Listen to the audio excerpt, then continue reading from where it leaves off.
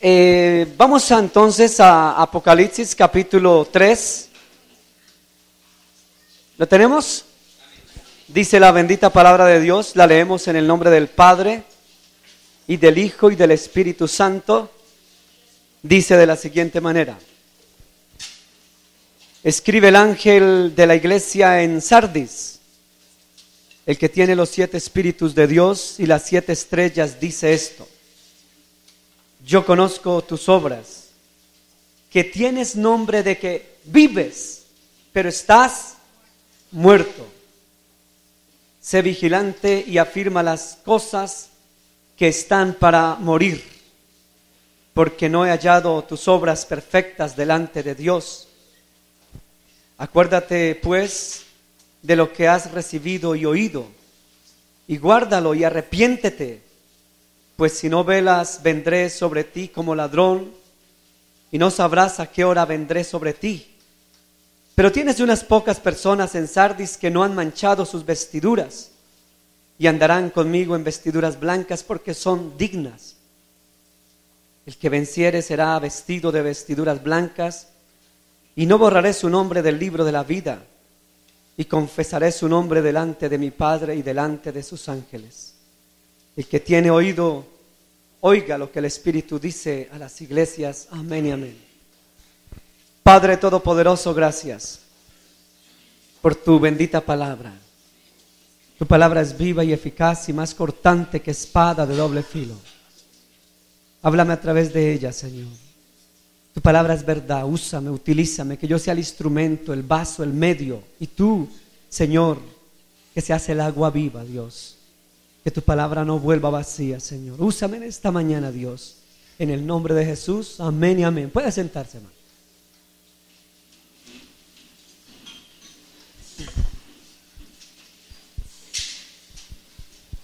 Yo lo invito para que apague su celular.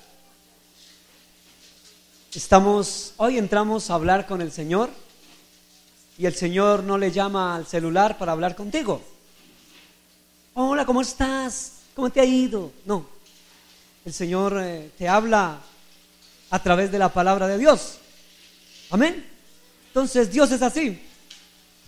Quiero decirle que hoy continuamos con la enseñanza de las 7 iglesias del Apocalipsis. ¿Cuántos están aburriditos con este tema? Algunos, así no me digan que no, yo lo sé.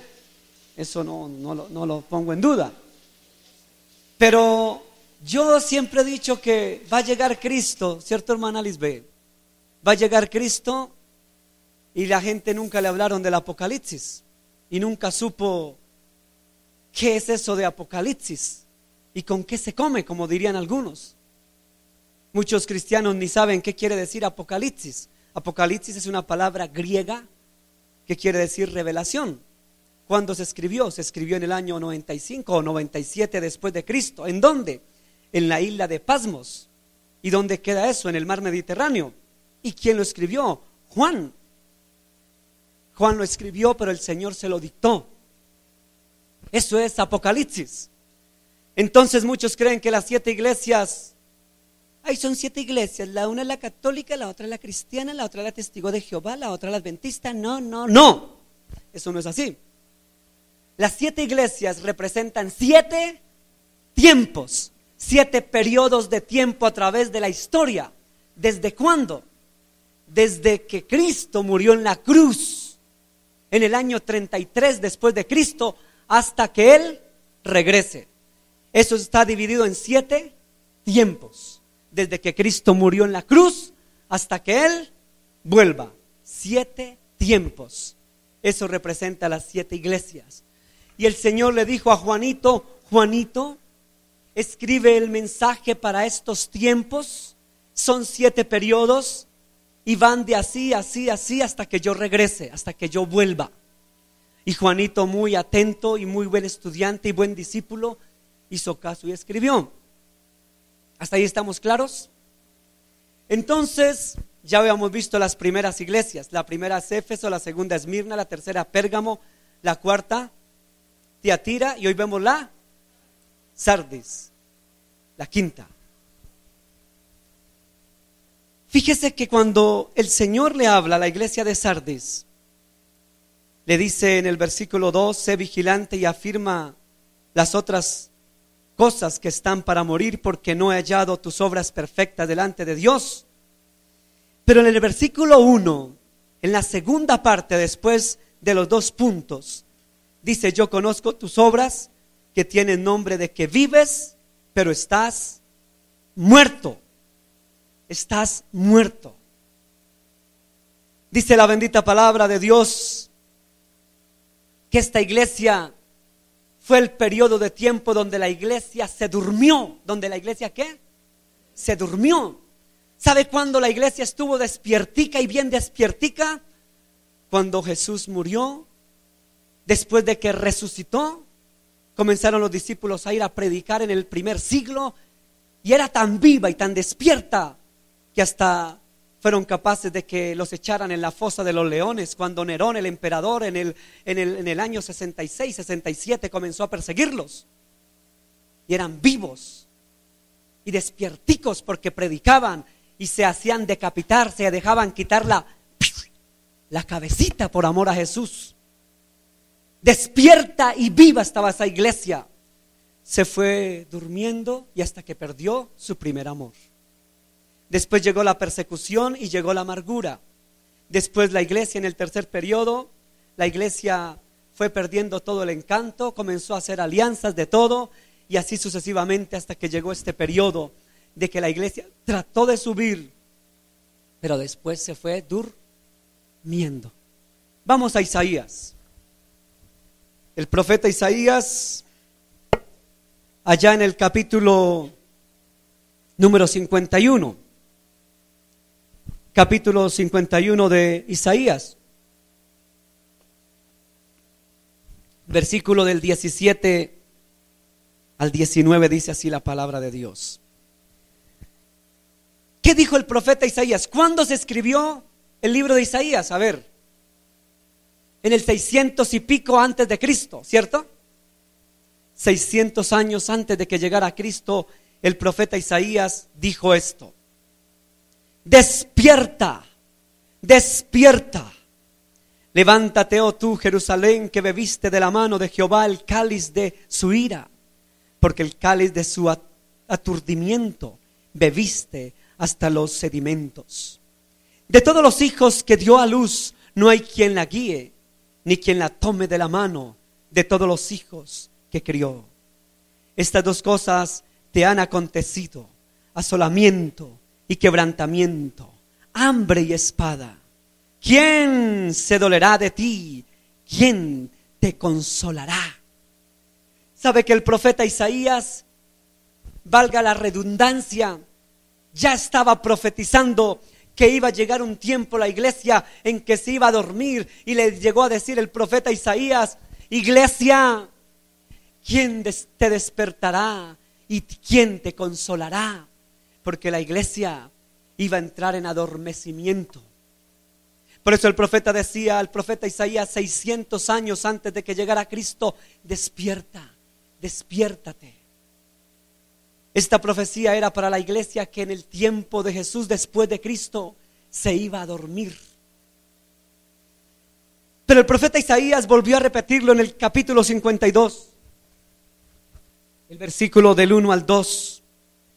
Vuelve y dice el capítulo 52, versículo 1: despierta, despierta, vístete de poder, oh Sión, vístete tu ropa hermosa, oh Jerusalén, ciudad santa, porque nunca más vendrá a ti incircunciso ni inmundo. Sacúdete del polvo y levántate. Siéntate, Jerusalén, suelta las ataduras de tu cuello, cautiva hija de Sión.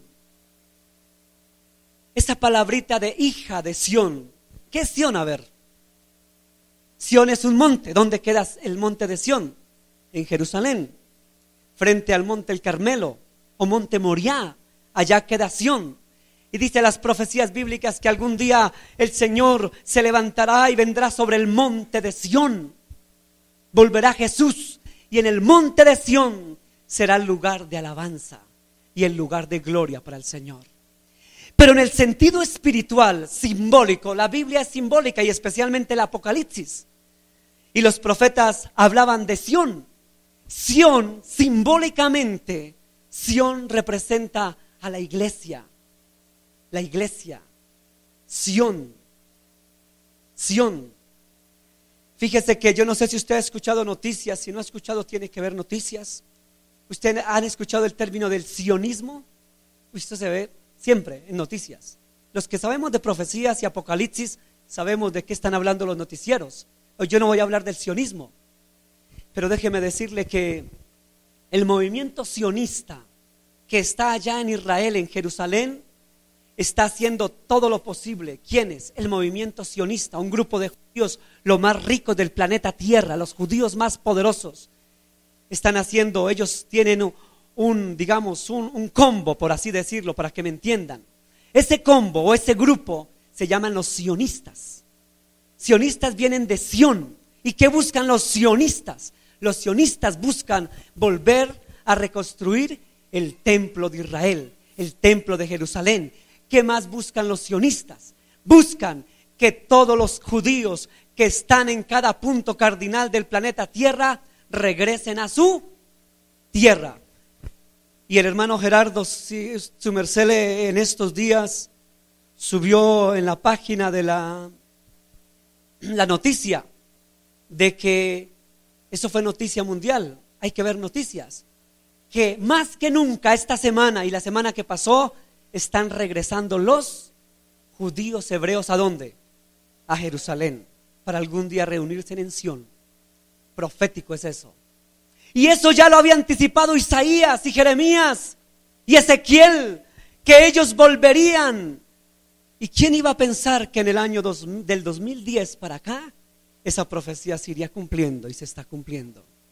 Y esta semana llegaron y seguirán llegando. Esta semana llegaron fue los latinos, ¿no? Judíos latinos. Pero la semana anterior, hace un año, han llegado judíos judíos de Polonia, de Irlanda, de Dinamarca, de los países escandinavos, de los países europeos. Y la profecía se está, y el templo ya casi se construye. Otra profecía. O sea que esto no es un invento de este librito negro mitológico para fanáticos religiosos y mediocres.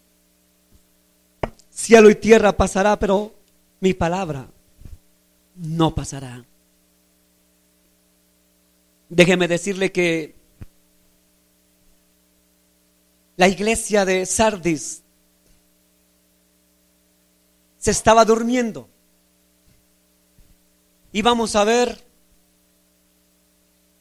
y a entender qué era esta iglesia de Sardis. En primer lugar, vamos a ubicarnos en el contexto geográfico. La ciudad de Sardis, ¿existió o no existió? Existió la ciudad de Sardis. Esta ciudad de Sardis estaba ubicada como todas las iglesias, ¿en dónde? En el Asia Menor. Yo no sé si usted es analítico.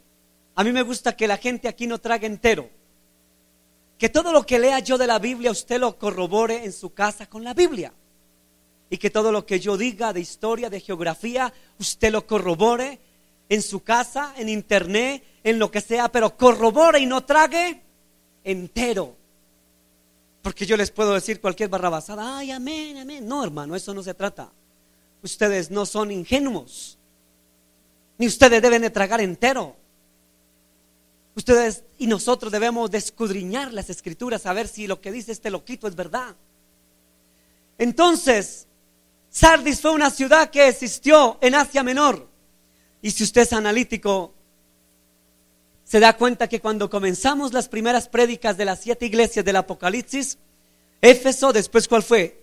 Esmirna, Pérgamo y Tiatira. Usted si se ubica una cosa, mire cómo va esto, va en ascenso, ¿cierto? Y chin, después va descendiendo. ¿Por qué? No lo sé, solo Dios lo sabe. Pero lo que antiguamente se llamaba Asia Menor, lo que antiguamente era Asia Menor, hoy en día se conoce como La gente cree que Asia Menor, no, era que Asia estaba dividida en dos, Asia Mayor y Asia Menor. Entonces Asia Mayor hacia arriba y Asia, no era así la cosa. Asia Menor estaba más sobre el Mediterráneo, hacia el occidente, y Asia Menor era solamente lo que hoy en día compete a Turquía. Por eso las noticias de estos últimos tiempos tienen que ver ¿con quién? Con Turquía, porque Turquía para los tiempos proféticos y apocalípticos va a tener mucho que ver.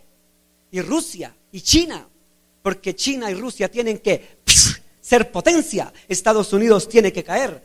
Usted dirá, ¿qué? Pero está subiendo el dólar. Sí, está subiendo el dólar, pero acuérdese de mí que cuando de pronto esté a 900 pesos.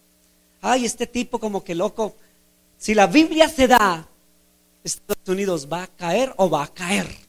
Ya está en catástrofes. Pero va a caer. Catástrofes no solamente financieras, sino físicas. Bueno, eso es otro tema. Quiero decirle que Asia Menor, Turquía, juega un papel importante para los tiempos apocalípticos. Por eso las 7 iglesias del Apocalipsis todas estaban ubicadas en Turquía. ¿Dónde queda Israel? Aquí. Aquí queda Líbano, Siria, Irak, Irán, Arabia Saudita. Y aquí Egipto. Fíjese que las noticias, escuchen RT, vean mejor, vean DW, canal alemán de noticias internacionales, donde nos hablen de todo lo del Oriente, porque ahí tiene que ver el Apocalipsis. Todo lo que tenga que ver de allá nos interesa como cristianos. Turquía va a ser factor determinante en las profecías bíblicas para estos tiempos, junto con Irán e Irak, China y Rusia. Entonces, continuamos. Las ruinas de la ciudad de Sardis. Para los que dicen que la Biblia es un libro mentiroso, déjeme decirle que se han encontrado las ruinas de la ubicación en Turquía, o lo que era Asia Menor. Sardis ha sido ubicada. Estas son ruinas allá en Turquía. Gracias, hermano. Pero ¿qué quiere decir Sardis? Vamos a la quinta iglesia de Sardis. Sardis significa los que salieron. Llegó a ser famosa por su riqueza material. Sardis era además un centro para la adoración de la diosa Cibeles, otro nombre para la diosa Artemisa. A ver, hago una pregunta, ¿dónde más adoraban a la diosa Artemisa? ¿En dónde? En Grecia, pero antes de ser adorada en Grecia, Artemisa fue adorada en Esmirna. ¿Se acuerda que de allá vino la adoración a la diosa Artemisa? Entonces allá también adoraron a Artemisa. Dicha diosa pagana era la asociada con la fertilidad. Pero ¿qué representa Sardis? Sardis representa la iglesia ¿qué? Dormida e imperfecta, pero con una minoría fiel a Cristo. Sardis representa esa iglesia que también tenía fieles a Dios, que prefirieron salir de esa iglesia dormida. ¿De qué tiempo? ¿A qué tiempo? ¿A qué época existió Sardis? De 1517 aproximadamente a 1800 después de Cristo. Aquí vamos a volver a la historia. Volvamos a la historia. Fíjese que si usted conoce Biblia, conoce profecías y conoce la historia, sabemos el mundo para dónde va, para dónde tira. Resulta que, ¿qué pasó en el año 1517? Algo trascendental en la historia del mundo. Señora, por ahí lo escuché. ¿Señora? No, el edicto fue en el 313, después de Cristo, de Constantino. En el año 1517 hubo un acontecimiento histórico que cambió la vida de Europa y repercutió en el mundo entero hasta el día de hoy. Algo que se llamó la famosa Reforma Protestante de Lutero. ¿Y qué es eso? Martín Lutero era un monje, agustino de Pormas, católico, era un gran preparador de monjes en Alemania, en Wittenberg, Alemania, y él preparaba, era la eminencia teológica de los tiempos, sabía griego, hebreo, arameo, era una eminencia, era muy aceptado en la pompa del catolicismo, del Vaticano. Pero Martín Lutero comenzó a escudriñar la Biblia y a ver en sus orígenes. El Nuevo Testamento se escribió en griego y el Antiguo en hebreo y en arameo, y parte del Nuevo Testamento en arameo. Y este hombre lo sabía todos. Comenzó a traducir la Biblia, y el catolicismo en la época del oscuranticismo prohibieron las Biblias, no se podía leer las Biblias, y el hombre llegó y dijo, se metió en la catedral de Wittenberg y comenzó a traducir la Biblia del griego al alemán, especialmente el Nuevo Testamento. Y comenzó a decirle a sus discípulos, sacerdotes, monjes y monseñores de la élite de Alemania: muchachos, quiero decirles que aquí nos hablan de indulgencia, nos hablan de esto y esto y esto, y no es así. Y no es así. Y con Biblia lo pruebo. Entonces, yo voy a resumirlo si no me quedo. Usted ya sabe esa historia, hasta han dado películas, ¿sí o no? Eso es parte de historia. Yo lo vi en tercero de bachillerato, la Reforma Protestante. ¿Sí? ¿Usted lo vieron? Listo, le resumo. Conclusión. Después se levantó en Suiza una eminencia teológica católica de lo más poderoso en Suiza y en Alemania y en Francia, Calvino. Y después en Inglaterra otra eminencia teológica. Todos eran teólogos, eminencias, que sabían griego, hebreo, conocían la palabra, eran las eminencias de la Iglesia Católica.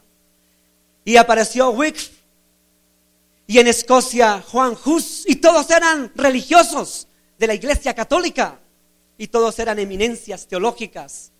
Y comenzaron a decir, aquí algo está funcionando mal. Entonces estos hombres comenzaron a decir, vamos a la Biblia. Y fue cuando Martín Lutero en la catedral de Wittenberg tradujo el Nuevo Testamento al alemán. Por eso, si usted no sabía, en Alemania, allá en Alemania celebran como aquí en América Latina. Aquí celebramos, ¿cuál día de mayo es? El Día del Idioma por Miguel de Cervantes Saavedra, ¿cierto? ¿Cuál día es? Perdón, se me olvidó.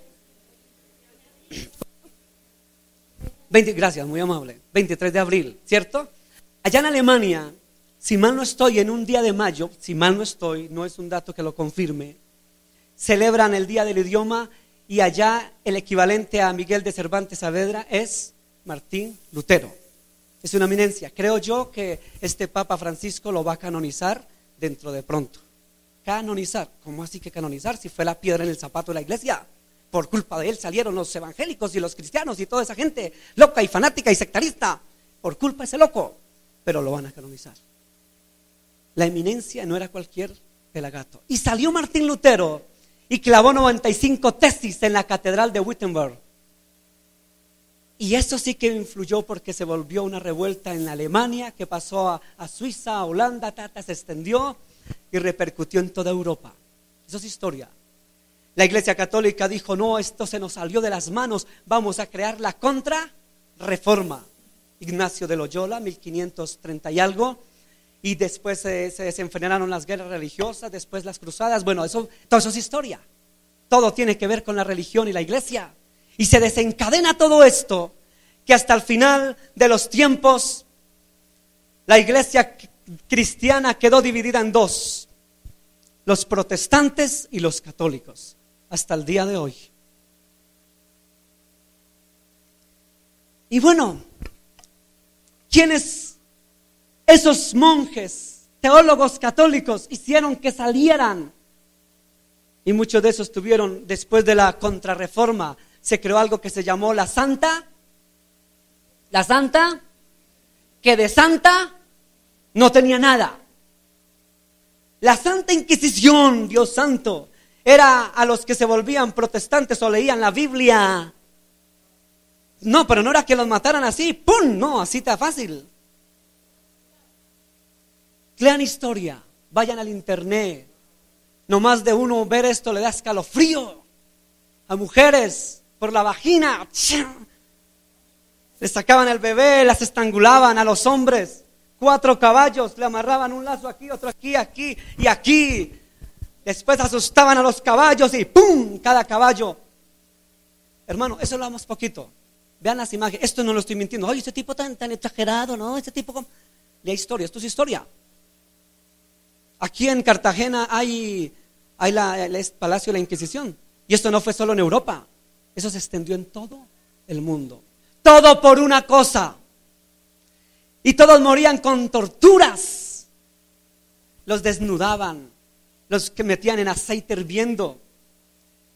Sí, todo eso así, unas cosas que, ¿sabe? Hitler quedó en pañales, porque Hitler aprendió las artimañas de esto, de la Santísima Inquisición. Eso es historia. Si yo estoy mintiendo, no vuelva a venir a esta iglesia. Eso es maravilloso. Si estoy mintiendo, pero si estoy diciendo la verdad, diga, esa sabe historia, porque esto es historia, no estoy hablando sino de historia. La santa y maravillosa Inquisición de la Iglesia Católica. Ay, Señor Dios. Entonces Martín Lutero, Calvino, Juan Hus, Zwinglio, Wycliffe y todos los reformadores protestantes decidieron salir de allí, de la iglesia. Dijeron, preferimos la tortura, la muerte. Preferimos tortura antes de ir en contra de la palabra de Dios. Prefirieron eso y por eso salieron. Por eso salieron. Hermanos, cuando ellos salieron, comenzaron a predicar con gozo y alegría la palabra de Dios. Comenzó la Contrarreforma a quemar Biblias. En Francia, en el año de 1542, ¿sí? 42 aproximadamente, fue la noche de San Bartolomé. ¿Quién ha leído eso de la noche de San Bartolomé, hermano? Tremendo. ¿Quién más ha leído lo de la noche de San Bartolomé? Vaya la historia de Francia. Hasta el día de hoy, en agosto, todos los meses de agosto, Francia celebra la noche de San Bartolomé. ¿Y qué es eso? Vaya la historia. La noche de San Bartolomé fue que uno de los cardenales de la iglesia, miembros de la iglesia católica, del clero, dijo: todo el que lea Biblia o tenga en su casa una Biblia será torturado, quemado. Y esa noche, sin que avisaran, dieron la orden. Con perros amaestrados, con machetes y todo, iban casa por casa. Si tiene Biblia y lee la Biblia y usted era acusado de protestante, allá en Francia no le llaman protestante, tienen otros nombres, se llama hugonote, léalo en el internet. Los hugonotes en Francia eran sacados de sus casas, los hugonotes. O sea, los cristianos que leían la Biblia los sacaban para torturarlos. Hicieron en la plaza pública una gran hoguera. Mujeres, como dice la hermana, que estaban embarazadas, ponían estacas sobre su vagina, hacían las cosas más aberrantes con los niños, con los ancianos, por leer la Biblia. Ocurrió en Francia en el siglo XV. Léalo usted en internet, lea historia. Se llama la noche de San Bartolomé, que Francia hasta el día de hoy no olvida.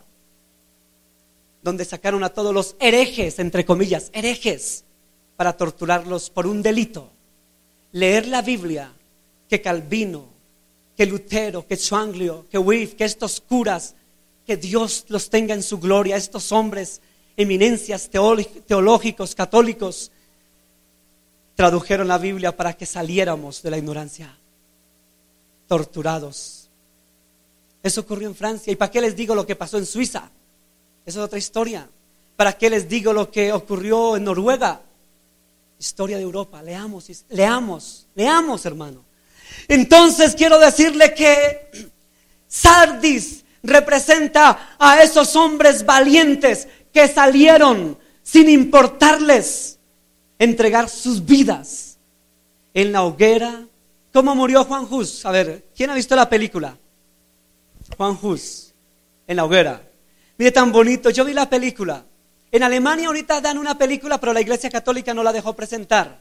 La vida de Juan Hus. Oye, hermano, un cura, sacerdote católico que sabía hebreo, arameo, una eminencia en teología, preparaba a los curas de alta alcurnia. Juan Hus, este sacerdote hermoso y bello, salió con las escrituras, copia de las escrituras, y le dijeron: Juan Hus, o usted renuncia a leer esto o a la hoguera. Juan Hus, con alegría y sonrisa en sus labios, dijo: no, yo no renuncio a la palabra y bendita palabra de Dios, y voy al gusto, a la hoguera.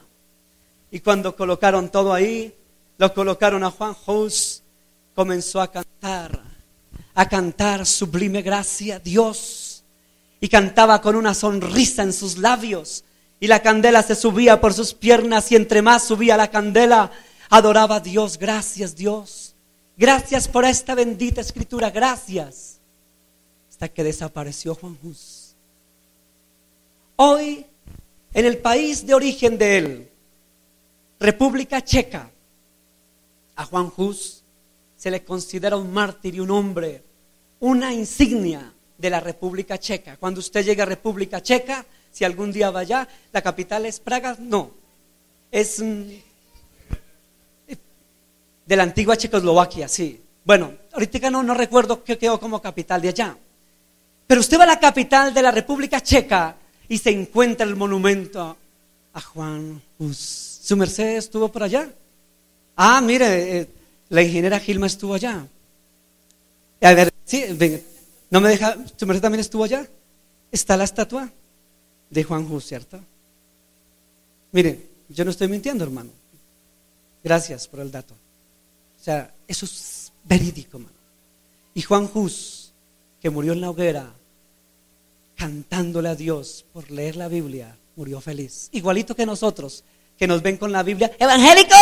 ¡Hola, evangélico! ¡Ay, qué oso! ¡Ay, no, yo no! Es que este librito me lo pidieron prestado y se lo va a llevar a una hermanita, a una hermana de mi amiga, porque eso no, ay, no, ¿qué tal? Ay, no, qué oso, qué pena. Como los chinos chiquitos, qué oso, qué pena, no lo miremos. Qué oso, ¿cierto? Cargar una Biblia da pena. Y ese sacerdote ilustre, Juan Hus, esa eminencia en teología católica como Martín Lutero, ese hombre como Wycliffe en Alemania, en Inglaterra, murieron felices, torturados por leer la Biblia. Y nosotros ni la leemos. Y tanto que hicieron ellos de traducirla con qué amor. No había luz eléctrica, ni computador,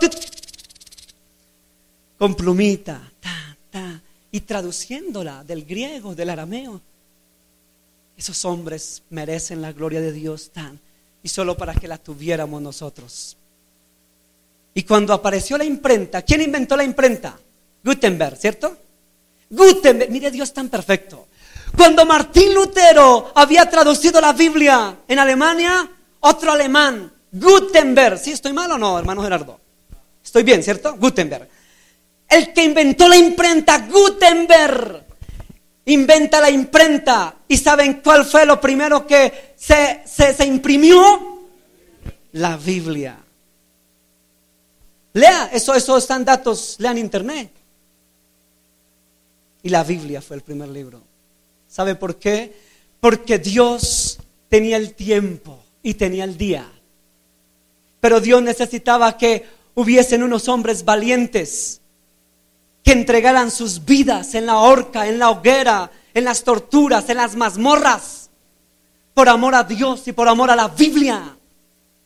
Hombres valientes, y no solo hombres, mujeres que les importó un comino morir torturadas, violadas, y cogían la Santa Inquisición a sus bebés. Usted cogían la estaca. Usted renuncia a la Biblia, renuncia a eso. O mira a su bebé, levantaban ahí, ¿qué dice? Y esas mujeres, igual ustedes me van a masacrar porque voy a seguir creyendo en la Biblia. Acababan con sus criaturitas y seguían ellas torturadas. Pero yo sé que su alma salía y los ángeles del Señor la recogían. Esas mujeres valientes que hoy no hay, mujeres valientes, torturadas y masacradas, violentadas, violadas, por amor a esto. ¿Hay misioneros? No, todavía hay, sí. Todavía hay en Arabia Saudita, ¿cierto, hermana? Usted que su esposito está en Emiratos Árabes, ¿no? En Emiratos Árabes, en países musulmanes donde no se puede llevar Biblia porque eso representa muerte. Eso no fue antes, ahora también. En Corea del Norte tener una Biblia representa, ¿sí o no? ¿O estoy mintiendo? Eso no lo dan las noticias, pero eso es así. O sea que tener Biblia en muchos países es muerte, sinónimo de muerte. Hoy hay misioneros que entregan su vida. Yo una vez estuve, ¿dónde está mi esposa? ¿Se acuerda? Estuvimos de misioneros con unas tribus indígenas. El misionero era alemán y la esposita de él, una alemana, que hablaban así medio trabadito el español. Y nos decían que ellos habían estado en Ecuador, habían estado en Bolivia, en las selvas de Bolivia y Ecuador, y ellos les dieron duro. Los intentaron matar, les quemaban las iglesitas que hacían, les quemaban las Biblias, les pegaban, les apedreaban. Y decía este misionero que no me acuerdo, Hans algo, no recuerdo cómo se llamaba. Y decía, y mire hermano, hablaba en su medio español, y aquí estamos, aquí todavía en Colombia, he estado por la selva de Sudamérica y aquí estoy. Y el Señor me ha guardado, me han pegado, me han hecho, pero aquí estoy. Hay todavía gente valiente. Aquí vivimos como reyes, salimos con la Biblia y no nos dicen nada, por mucho, mire, esos fanáticos, esa gente, mire, por mucho. Esos son los rateros, ese pastor, esa gente se llena de plata, son unos rateros. Usted se iba allá, esa gente ladrona, por mucho nos dicen rateros, ladrones, ¿qué más? Fanáticos, y la mujer tiene que pasar primero por el pastor. Y eso, esa gente es tremenda. Claro que yo sí pensaba eso, a propósito, antes de ser cristiano, de verdad.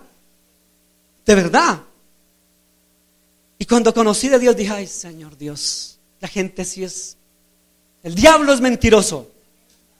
Diablo mentiroso. Pero por mucho a usted le dicen de todo, hasta micos. Lo despellejan. A mí me han despellejado, por eso estoy flaquito. Pero déjeme decirle que por mucho hablan y dicen de mí, y aquí estoy. Y todos los que han hablado de mí, ahí siguen amargados, tristes, melancólicos, enfermos. No, ¿verdad? ¿Cierto? ¿Dónde está mi esposa? ¿Cierto que así es? Los que se han levantado contra nosotros andan en la inmunda. Y nosotros, chévere, felices y contentos, no le paramos bola a nada. Porque no importa lo que digan, lo que hablen, porque mientras usted actúe conforme a lo que Dios habla, ¿qué importa que hablen de usted? Usted no se inmute, no se amargue. Que le dijeron gorda, hola gorda, ay, no, ay, se enfermó. Le dijeron fea, le dijeron lo que negra, lo dijeron lo que sea, no se amargue. ¿Sabe por qué la gente anda enferma? Está comprobado científicamente, y esos son datos científicos. Su merced que trabaja con la medicina, ¿no? Hay alguien que trabaja en medicina y me lo está corroborando. Los científicos han corroborado que la gente que se amarga, ay, es que lo odio, ay, es que ni pasa por aquí, ay, lo odio. Y el otro pasa relajado, tranquilo y campante. Y la otra, ay, yo no sé, pero tengo un dolorcito aquí. Pues claro que tiene un dolorcito ahí. La úlcera, y de ñapa hasta 3 infartos. ¿Serio? Y está comprobado, y la Biblia dice en los salmos dice la Biblia. Dice así, ¿quién conoce la Biblia en los salmos donde dice? El Salmo 51 dice que cuando nosotros odiamos, resentimos y eso, nuestros huesos, ¿qué pasa con los huesos, hermana? Los huesos se enferman y está comprobado científicamente que la artritis y todas esas cosas es producto de él. Señor, su merced que habla de la medicina, cuénteme. Señora, a ver, ¿cómo es? El rencor, cuando a uno le duelen los huesos, viene el reumatismo. Eso. Duele muchísimo los huesos. Las articulaciones. Y eso científicamente está comprobado. O sea que no se amargue. Resentimiento. Pero bueno, ¿para qué hablamos más? ¿Para qué hablamos más? Quiero decirle que la iglesia de Sardis fue una iglesia que estaba totalmente dormida. y estaba tirando a cuidados intensivos, o sea que se iba a ¿qué? A morir, muerte. Pero salieron hombres valientes de esa iglesia. Hombres y mujeres valientes salieron. ¿Qué quiere decir Sardis? Los que salieron. Y salieron para seguir siendo fieles ¿a quién? Al Señor. Salga de la comodidad, hermano. Ellos no se avergonzaron de la Biblia, no se avergonzaron del Evangelio. ¿Sabe qué dice la Biblia en Romanos capítulo 1, versículo 17? Porque no me avergüenzo del Evangelio, no me avergüenzo de este libro, no me avergüenzo del Evangelio, porque es poder de Dios para salvación a todo aquel que cree. Si usted se avergüenza, su problema. Yo conozco cristianos de la KGB. ¿Cuáles son esos? Los cristianos de la KGB son los cristianos de la secreta. Gafas negras, gorros, Biblia debajo del saco, para que no me vean entrar allá. Pero una vez aquí adentro se quitan las gafas, se quitan el disfraz y sacan de por allá la Biblia. Aleluya, aleluya. Y una vez salen, vuelven a ser de la KGB agentes secretos. Gafas y... Oiga, pero usted lo vimos salir de por allá de esa vaina, de esa gente como loca, ¿no? Ay, no, ay, Dios mío, ¿usted qué le pasa, hermano? ¿Qué tal, ay, Virgen Santísima? ¿Qué tal yo por allá en eso? ¿Qué? ¿Yo qué? ¿Usted cree que yo en eso? No. Señor, Nicodemo fue uno de esos, ¿cierto? Nicodemo fue de la secreta. Estaba haciendo una inspección allá. Ay, hermano, lo que hay que ver. Y todo lo que digo, eso es verdad, hermano. Eso es verdad. Porque la gente se avergüenza de Dios. Pero eso sí, no se avergüenza de salir de la discoteca, de la taberna, de la residencia y demás. Ay, no, chévere, pasamos chévere, no, chévere. Salen felices. Pero cuando salen de la iglesia, déjeme decirle que vergüenza. No se avergüence de Dios. Sabe que la palabra de Dios no se avergonzó de morir en la cruz. Dice la Biblia que de tal manera amó Dios al mundo, que envió a su único Hijo, a Jesús, para que todo aquel que en él crea no se pierda, mas tenga la vida eterna. O sea que Jesús no se avergonzó de morir en la cruz por nosotros. ¿Sabe que Jesús no se avergonzó? ¿Sabe que yo admiro y amo de la bendita Virgen María? Admiro una cosa. Esa mujer, como madre, acompañó a su hijo hasta el último minuto y el último segundo ahí, y no se avergonzó de él. Todos se fueron. ¿Dónde estaban los que Jesús sanó? Leprosos, paralíticos, ciegos, enfermos, que Jesús había sanado. ¿Dónde estaban? Ni uno.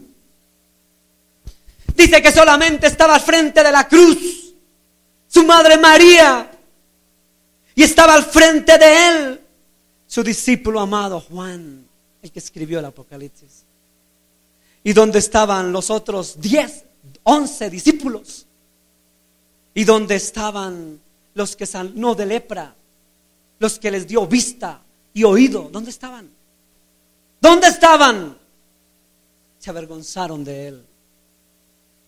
Cuando él iba pasando por la cruz, le iban dando a Jesús y le daban y le daban. Solamente un hombre que ni siquiera fue sanado ni era discípulo. Un hombre fue que apareció de la multitud, y se apareció el cirineo, ¿cierto? Simón se apareció de la multitud y coge la cruz, y con lástima y con dolor: Maestro, yo te ayudo. Y el Señor lo mira con amor y con misericordia. Yo creo que el Señor esperaría que el que le ayudara a llevar la cruz fuera uno de sus discípulos, o fuera Pedro, que ya lo había negado, o fuera otro de los que él sanó de lepra. Y resulta que fue un desconocido el que fue a ayudarle a llevar la cruz. Ay, Dios mío, hermano. Infieles. La iglesia de Sardis es una iglesia infiel. Si usted está tomando apuntes, vaya a Apocalipsis. Vaya a Apocalipsis capítulo 3, el versículo 2. Mire lo que el Señor le dice a esta iglesia. Le dice: sé vigilante y afirma las otras cosas que están para morir, porque no he hallado tus obras perfectas delante de Dios. ¿Cómo estaba esta gente delante de Dios? ¿Bien o mal? No he hallado tus obras perfectas, o sea que estaba mal. ¿Sabe cuáles son los síntomas para que usted se duerma? ¿Sabe cuáles son los síntomas para que usted se muera? Los síntomas para morirse uno, y no estoy hablando físicamente, hablo de dormir y de morir espiritualmente. Los síntomas, en primer lugar, es el que dice la Escritura: no estás bien delante de Dios, no estás perfecto. ¿Cómo estamos delante de Dios? Esa pregunta te la hago a ti, hombre, mujer, y también para mí mismo. ¿Cómo estoy yo o cómo estamos delante de Dios? ¿Somos hipócritas? ¿Estamos bien delante de Dios? ¿Estamos haciendo las cosas bien? ¿Como a Dios le agradan? ¿O por detrás, a mí como Dios no me ve? O mejor, como mi papá no me ve, mi mamá no me ve, mi hermano, mi tía, mi abuela, mi esposa, mi esposo, como no me ven, entonces como no me ven, yo hago las cosas que me parece. Pero déjame decirte que Dios todo lo ve. Fíjese que ahí mismo dice la palabra de Dios, dice la Escritura, antes allá en Tiatira, en el versículo 19 del capítulo 2 de Apocalipsis, un poquito adelante, 19, yo conozco tus obras. Versículo 19 del capítulo 2 de Apocalipsis. Yo conozco tus. O sea que usted se le puede esconder a la abuela, a la mamá y al papá y a Mamertina, pero a Dios todo lo conoce y todo lo ve y lo sabe. Y Él le dijo a esta iglesia: tú no estás bien, no estás perfecta delante de mí. Pregunta: ¿cómo estamos delante de Dios? Solamente usted y yo nos respondemos. Amén. Yo no te estoy preguntando, tiene que decirme a mí cómo está delante de Dios. Cada uno con Dios. Yo como pastor no estoy aquí para juzgar y decir: pecador, hijo del diablo, te vas para la hoguera del infierno. Tú y Dios, Dios y tú, saben cómo estás detrás de bambalinas. Amén. El primer paso para uno morirse es cuando se está durmiendo. Y el primer paso es estar mal. Segundo lugar, versículo 3 del capítulo 3.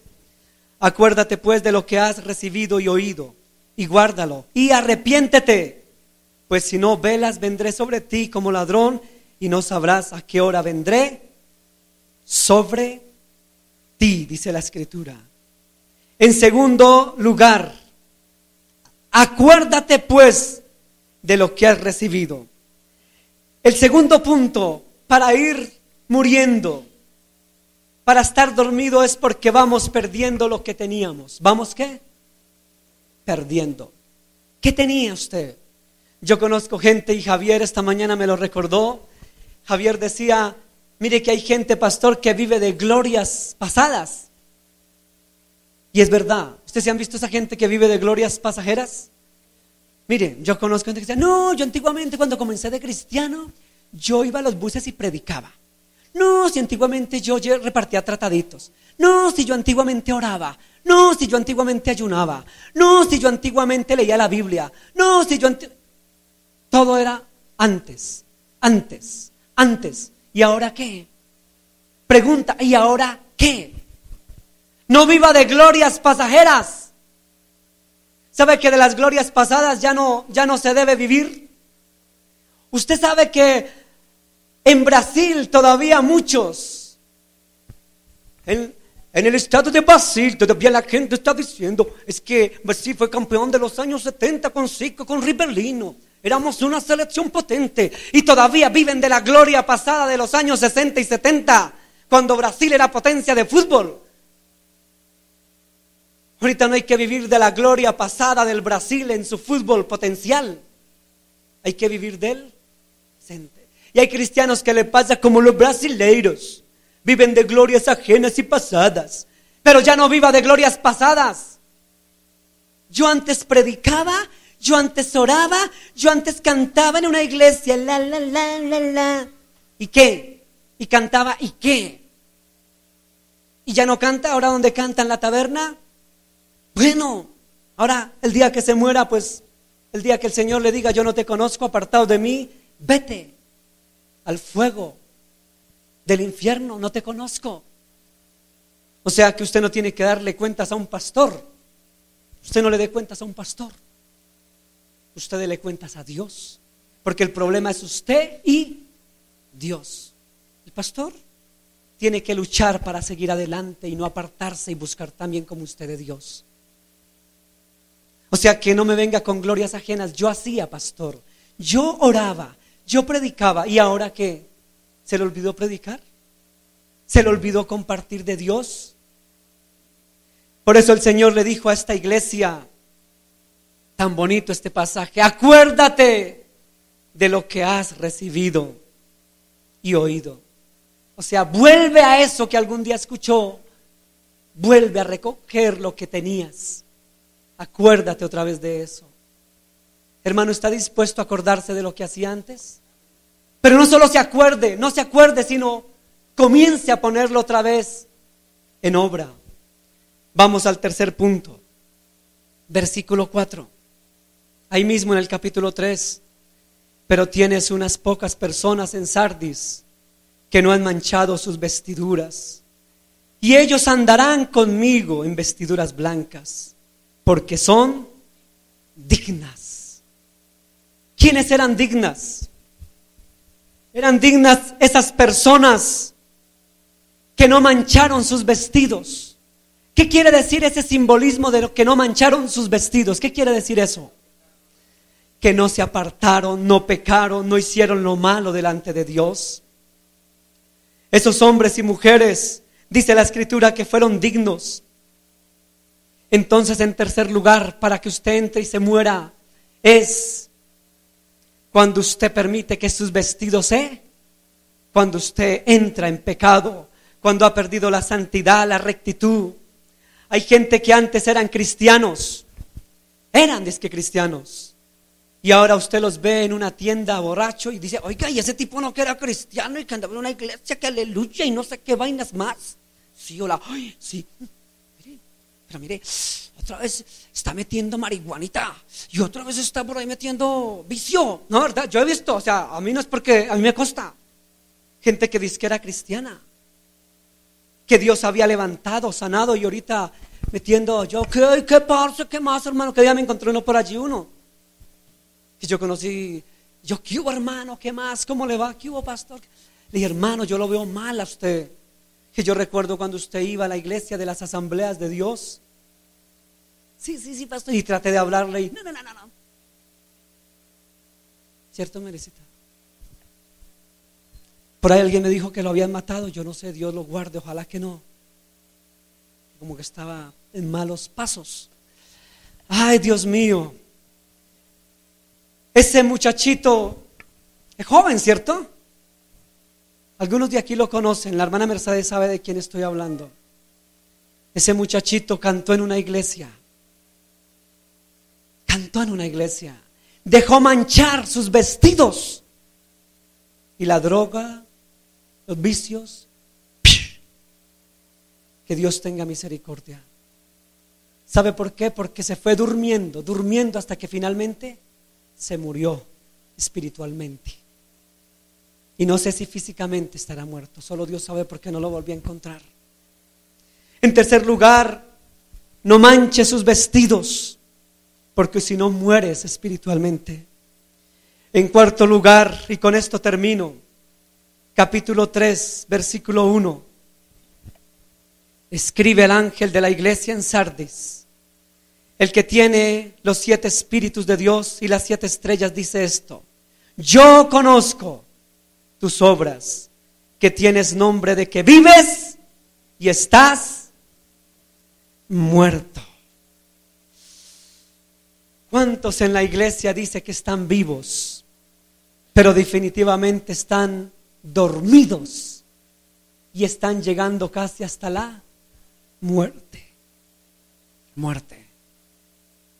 Quiero decirle que si usted, mi hermano, mi amigo, está decayendo cada día más, comenzó frío, más frío, tibio, se durmió y después de que ya no se para de ahí, ¡pum!, se muere. Dice la Biblia que puede llegar la segunda muerte. ¿Cuál es la segunda muerte? El infierno. Digo lo que dice la Biblia. Quisiera decirle lo contrario, pero no puedo hablar lo que no dice la Biblia. El que se muere espiritualmente, dice la Biblia, después viene la segunda muerte, que es condenación eterna. Yo no quiero que en esta iglesia la gente se muera espiritualmente. Si estás frío y si estás dormido, vuelve a despertarte. Quiero que vayas a Efesios. Y con esto en verdad termino. Efesios capítulo 5, versículo 14. Efesios. ¿La tenemos? Efesios capítulo 5, versículo 14. Aquí está. Por lo cual dice: despiértate tú que duermes, y levántate de los muertos, y te alumbrará Cristo. Despiértate, hombre y mujer que me escucha, para que Cristo te ilumine, antes de que de pronto le sorprenda la muerte física y por ende la muerte eterna en el infierno en condenación. Despertemos, iglesia. No durmamos más como la iglesia de Sardis. Sardis quiere decir los que salieron. Salga usted de su comodidad. Salga usted de su adormecimiento. Salga usted de su frialdad. Y si está actuando mal, si está robando, si está consumiendo droga, alcohol, si está haciendo algo que a Dios no le agrada, dice la palabra de Dios: ni los borrachos, ni los homicidas, ni los homosexuales, ni los que dicen abominaciones, ni los mentirosos, ni los que fornican, ni los que asesinan, ni los que violan heredarán el reino de los cielos. Lo dice la Biblia en Gálatas capítulo 5. Qué pena decirles lo que dice la Biblia. Tal vez me pueden demandar, pero déjeme decirle que no puedo predicar lo que no está escrito. Los hombres que predicaron lo que estaba escrito murieron y fueron decapitados. Pero déjeme decirle que usted no se avergüence de decir la verdad del evangelio, porque es poder de Dios. La Biblia dice: no se avergüence de decir a lo malo, llamarlo con su nombre malo, y a lo bueno llamarlo por su nombre bueno. Porque dice la Biblia que llegarán días, estos tiempos son los que se profetizaron, dice: llegarán los tiempos en que a lo bueno lo van a llamar malo, y a lo malo lo van a llamar bueno. ¿Y está pasando eso? ¿Abortan? No, eso no es nada malo, hay que abortar, porque a lo malo ya le están llamando bueno. Esos son estos tiempos finales. Por eso haga como la iglesia de Sardis, salga de su acomodo y vuelva a pegarse a Dios. Vamos a orar y le damos gracias a Dios. Cierre sus ojos, incline su rostro y vamos a orar en este día. Vamos a orar en este día. Vamos a darle gracias a Dios. La palabra Sardis significa los que salen. En el tiempo de la Reforma, sacerdotes valientes, monjes valientes, dominicos, jesuitas, agustinos, claretianos, como los que ayudaron en España a traducir la Biblia, Casiodoro y Reina Valera, dos monjes que entregaron aún su vida por Jesús. Hombres en Europa, hombres y mujeres en Norteamérica, en Latinoamérica, que entregaron sus vidas por amor a Jesús. Hombres que prefirieron salir de la comodidad, que prefirieron salir del acomodo. Hombres que prefirieron salir de la mentira, del engaño, de la mediocridad. Hombres y mujeres que salieron del adormecimiento espiritual para despertarse. Y como dijo el apóstol San Pablo, despierta, despierta tú que duermes y te alumbrará Cristo. O como dijo el profeta Isaías 600 años antes de Cristo, despiértate, despiértate, despiértate, hija de Sión, porque no habrá en ti quien te consuele. Si sigues dormido, va a pasar como lo que dijo el profeta Isaías. Si sigues dormido, entonces morirás y no habrá quien te consuele. Y como dijo el apóstol San Pablo en el año 65 después de Cristo, despiértate tú que duermes y te alumbrará Cristo. La iglesia de estos tiempos está dormida. Los líderes están dormidos. Los cristianos están dormidos. La iglesia de Jesús está dormida. Y muchas veces está dormida porque, como dijo Jesús, por los afanes del mundo. Porque no tienen tiempo para el Señor, porque el trabajo, por la universidad, por el estudio, quizás por el internet, quizás porque no tienes tiempo de dejar tu computador a un lado, quizás por las novelas, como predicaba mi hermano Alejandro el miércoles. Tal vez las novelas, la televisión te están durmiendo y te están apartando de Dios. Y cuando te vas durmiendo, entonces ya no quieres orar, ya no quieres leer la Biblia, ya no quieres buscar de Dios, y mucho menos ya quieres ir a la iglesia porque te parece aburrido o aburrida. Yo no estoy aquí para entretenerlo, hermano, porque si fuera para entretenerlo, yo contrataría unos payasos. Pero déjame decirte que mi función en el planeta Tierra, cuando el Señor me escogió como pastor, no me escogió para entretener a nadie, sino para anunciar el Evangelio. Y hoy el Señor me dice que la iglesia duerme y la iglesia calla. Y la iglesia sigue dormida porque ya no quiere levantarse. Ya no hay hombres que se levanten en la mañana a orar en la madrugada. Mujeres que se levanten a orar en la madrugada. Hombres que sean valientes como sacerdotes de su casa y den ejemplo a sus hijos de la palabra de Dios. Ya no hay valientes. Ya no hay valientes que se suben a un bus a predicar. Ya no hay valientes misioneros que van al Amazonas a predicar. O sí los hay, pero son escasos. Son pocos. Y la mies es mucha, pero los obreros son pocos. Son pocos los obreros, porque sencillamente los obreros están dormidos.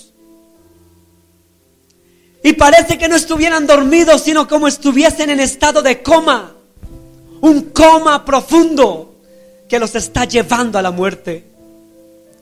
Por eso el Señor le dijo a la iglesia de Sardis: que salgan, que salieran fuera. La palabra de Dios dice: sé vigilante, afirma las cosas que están para morir, porque no he hallado tus obras perfectas delante de mí, dice el Señor, en el versículo 2 de Apocalipsis. Y vuelve y le dice el Señor a la iglesia: iglesia, acuérdate pues de lo que has recibido y oído, guárdalo y arrepiéntete, porque si no velas, vendré sobre ti como ladrón en la noche, y no sabrás a qué hora vendré sobre ti. Iglesia, sal de tu comodidad, iglesia. Sardis quiere decir los que salieron. Salga de allí, de la comodidad. Martín Lutero era uno de los consentidos del Papa Inocencio III. Era una de las manos derechas del Papa y tenía los privilegios de aquel entonces, de la época medieval. Martín Lutero dominaba a los príncipes de Alemania. Podía tener terrenos porque la iglesia se los daba.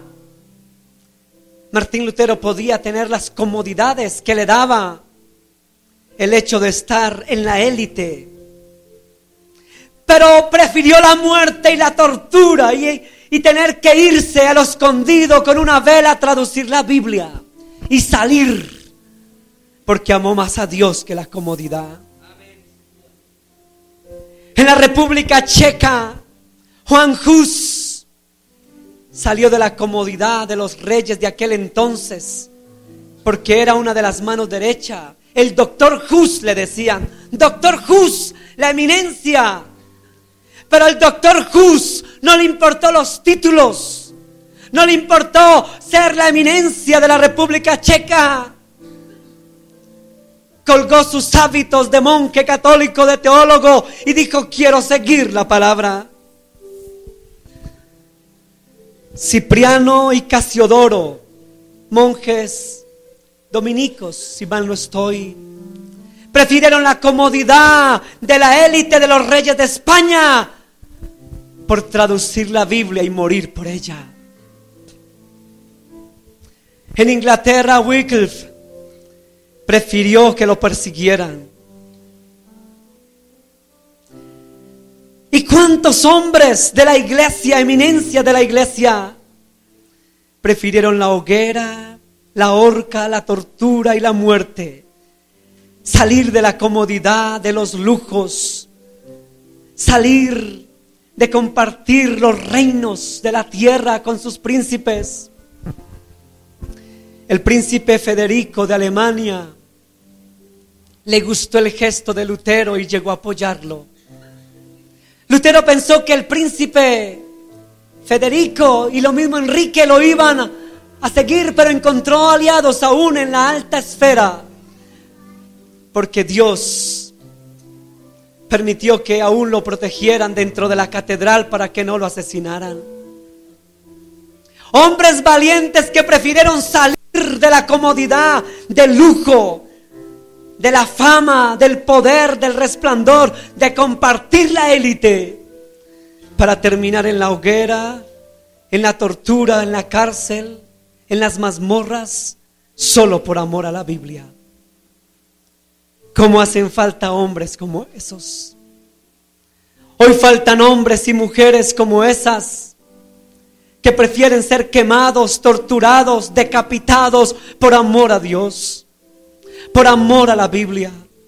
Como dijo el apóstol Pablo: para mí el vivir es Cristo y el morir ganancia.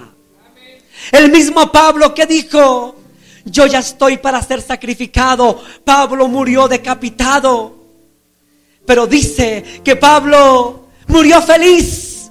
Cuando lo decapitaban decía: no me avergüenzo del evangelio, porque es poder de Dios. terminó con una sonrisa en sus labios y su cabeza cayó por la calle de la Hostia, allá en Roma. Fue bajando por esa calle que bajaba, por ese pequeño monte bajaba la cabeza de Pablo, ensangrentada, pero con una sonrisa en sus labios, porque no se avergonzó del evangelio, porque prefirió la muerte y su cabeza, igual que Juan el Bautista, que prefirió entregar su cabeza a Herodes antes que renunciar a Cristo, igual que Esteban, que prefirió ser apedreado y torturado y masacrado, pero no renunciar a su Señor. Esos hombres valientes salieron porque amaron a Dios. Iglesia, salga de su comodidad. Yo conozco tus obras, dice el Señor. Sé quién ha manchado sus vestidos y quién no ha manchado sus vestidos. Señor, perdónanos si hemos manchado nuestros vestidos con pecado. Aprovecha esta oportunidad para pedirle perdón a Dios. Señor, perdónanos porque hemos manchado nuestros vestidos con pecado y con maldad. Hoy nos arrepentimos y te pedimos perdón, porque tú conoces nuestras obras. Ayúdanos y ayúdanos a salir de esa atadura que nos tiene presos. Yo no sé cuál sea su atadura: droga, alcohol, prostitución, maldad, robo, iniquidad, mentiras, engaños. ¿Qué está haciendo que tu vestidura esté manchada? El Señor conoce, pero hoy te dice: arrepiéntete y recuerda lo que habías oído y lo que tenías, porque yo estoy sobre ti, dice el Señor. Sal fuera, desátate de esa atadura que te perturba, quítate de ese lazo de esclavitud y sal fuera en el nombre de Jesús. Gracias, Jesús. Toda la gloria y la honra, Señor, solo para ti. Dele un aplauso al Señor. Dale gracias a Dios.